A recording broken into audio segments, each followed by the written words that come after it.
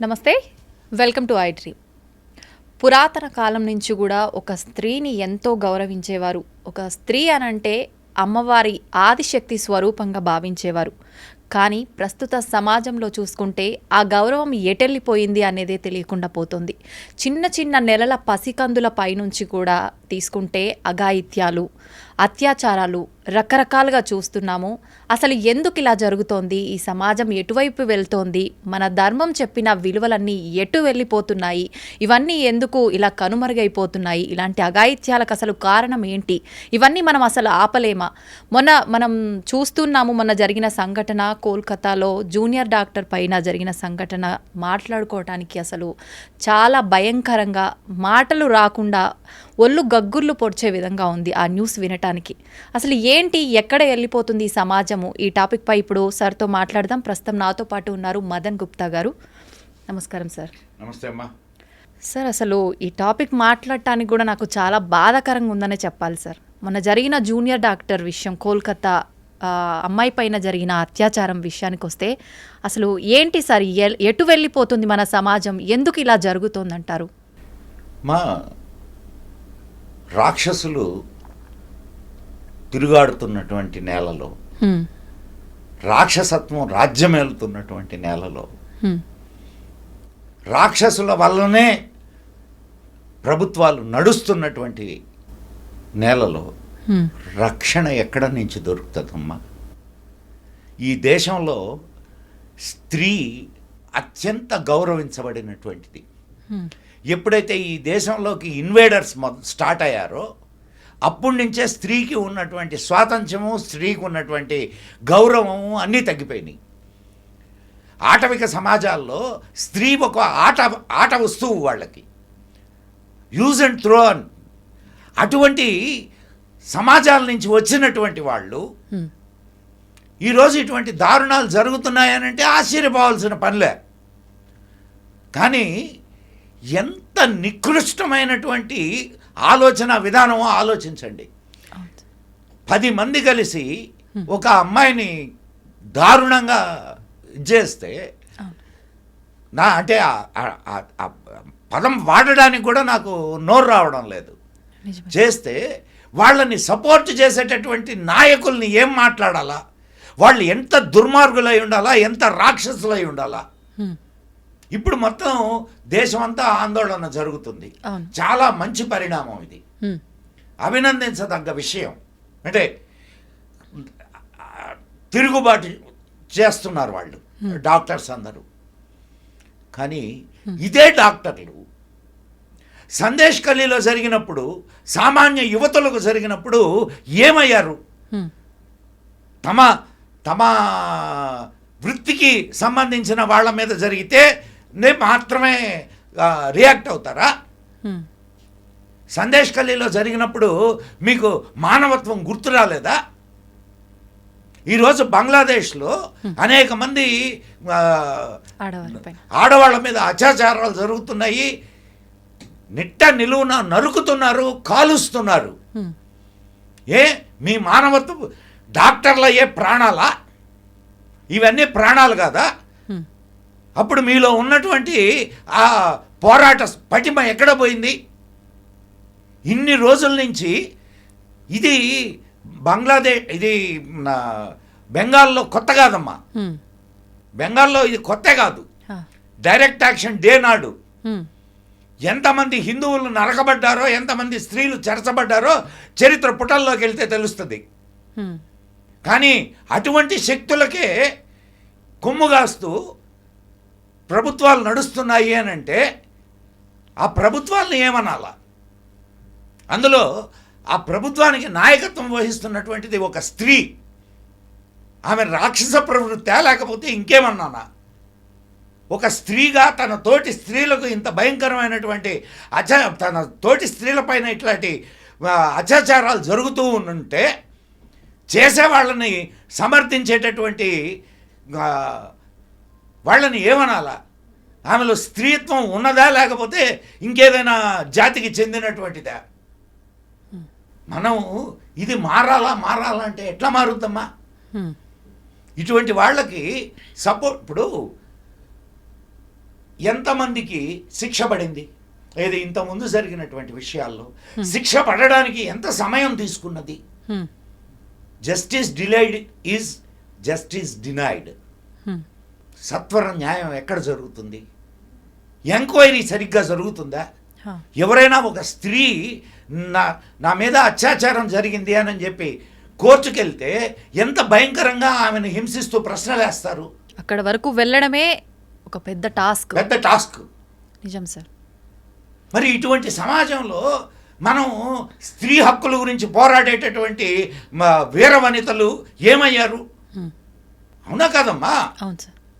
ఇప్పుడు ఎవరిదైనా ప్రాణమే, ఎవరిదైనా శీలమే.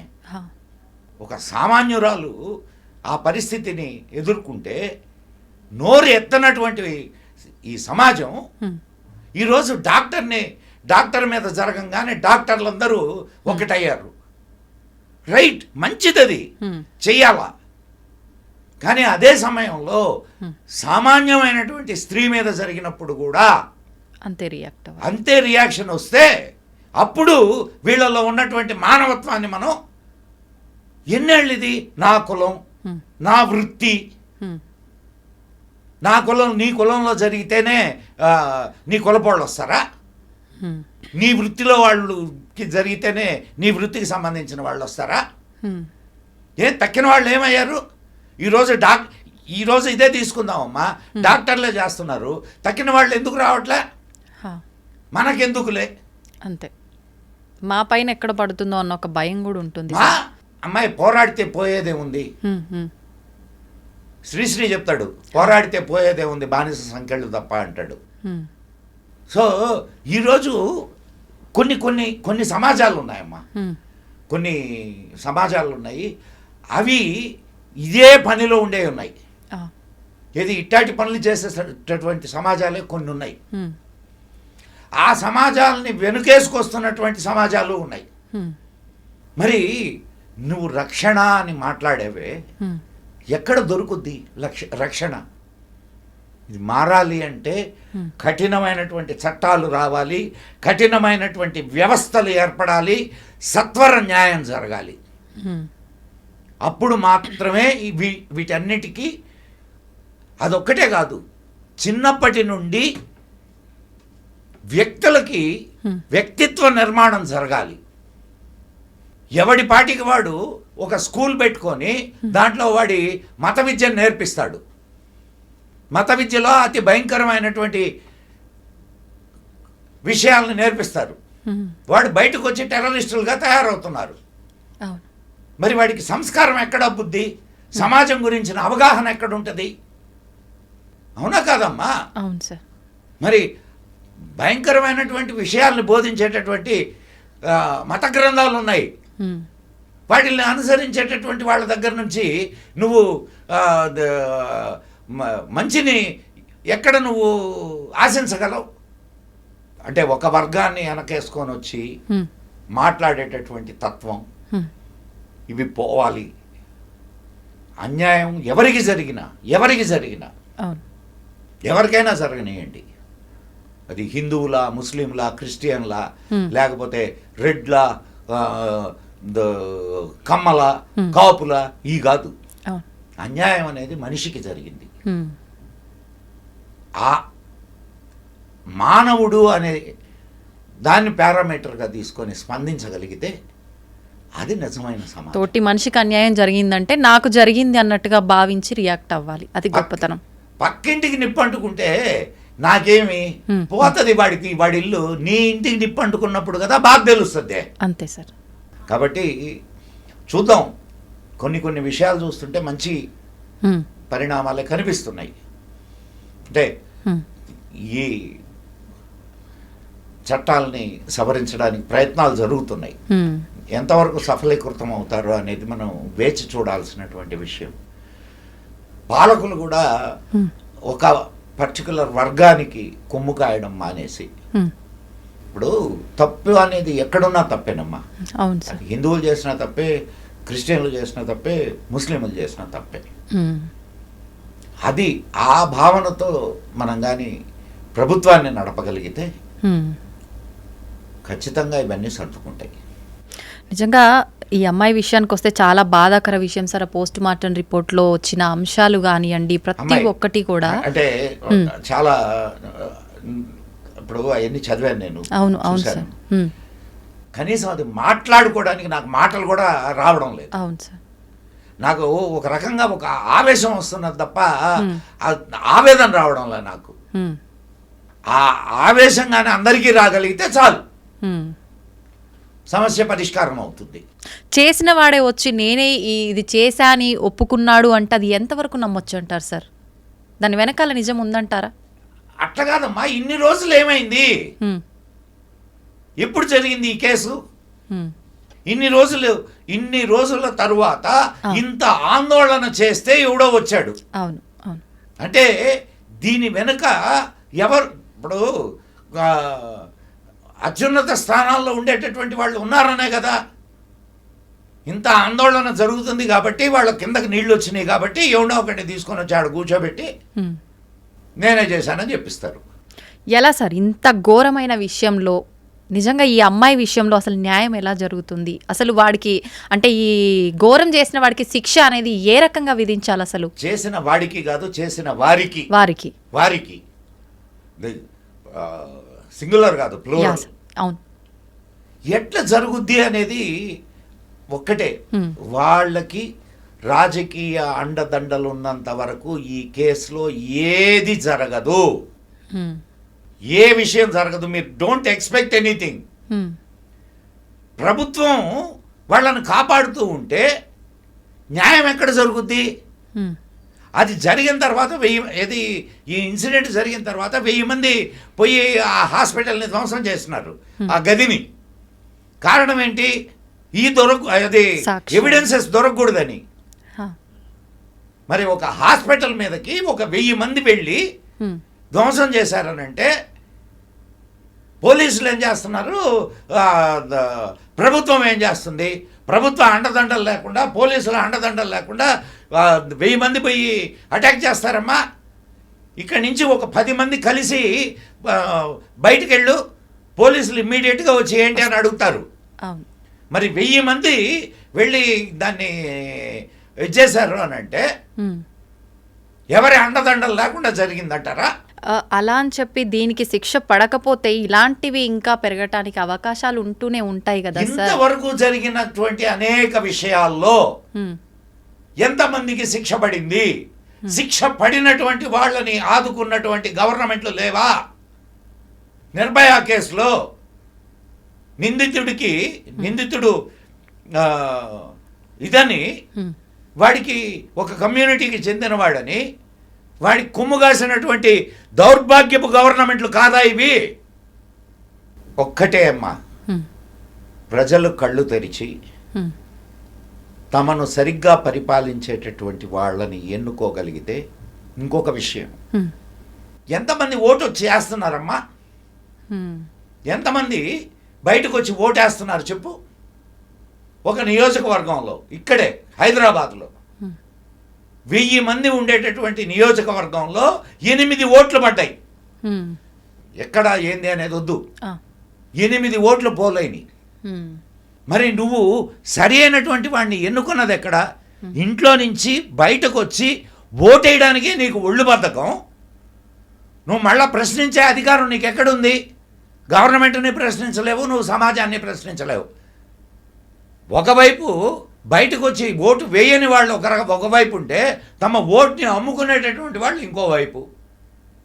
ఇంత దిగజారుడు సమాజంలో నువ్వు నీతిని ఎక్కడ ఎక్స్పెక్ట్ చేస్తావు?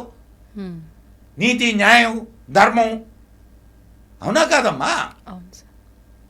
ఒక్కటేనమ్మా, పరిష్కారం అనేది ప్రజలు కళ్ళు తెరవాలి, ప్రజలు చైతన్యవంతులు కావాలి.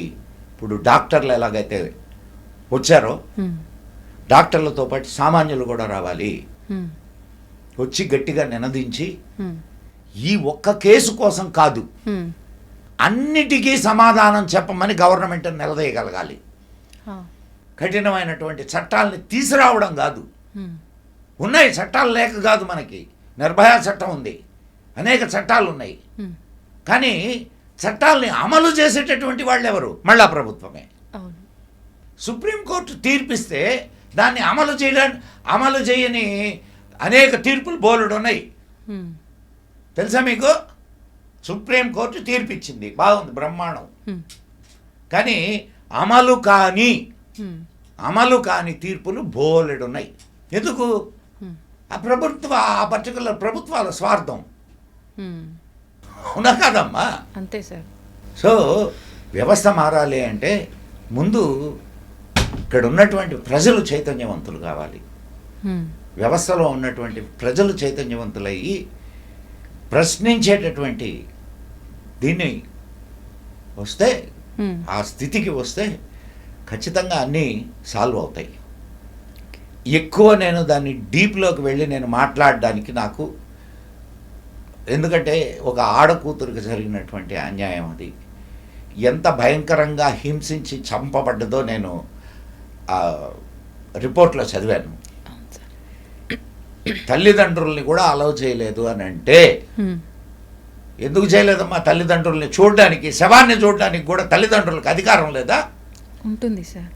ఎంత నీచమైనటువంటి సంస్కృతిలో మనం ఉన్నామో ఒక్కసారి ఆలోచించుకోండి. అటువంటి దుర్మార్గుల్ని మనం గద్దెనెక్కిస్తే ఇటువంటి పరిస్థితులే ఏర్పడతాయి. హ్మ్. మరొక్కసారి నేను మీ ఐడ్రీమ్ మీడియా ద్వారా ప్రజలకు నేను చెప్పదలుచుకున్నటువంటి విషయం ఏమంటే, హ్మ్. ఓట్లు వేయవలసి వచ్చినప్పుడు ప్రతి ఒక్కరూ వచ్చి ఓట్ చేయండి. హ్మ్. మీకు ఇష్టం లేకపోతే నోటాకు వేయండి, హా. బట్ రండి బయటికి వచ్చి ఓట్ చేయండి. సరైనటువంటి నాయకుడిని ఎంచుకోండి. మీకు జవాబుదారీగా ఉండే నాయకుడిని ఎంచుకోండి. హ్మ్. మీరు డబ్బులకు అమ్ముడుపోతే రేపు వాడు, అవునా ఊరికే నాకు ఓటేసావా, డబ్బులు ఇస్తే ఓటేసావు, నీకెందుకు చేయాలి, హ్మ్. నువ్వు డబ్బులే అంటాడు. కాబట్టి ఓటు విలువను తెలుసుకోండి. నిజంగా ఆ హ్మ్.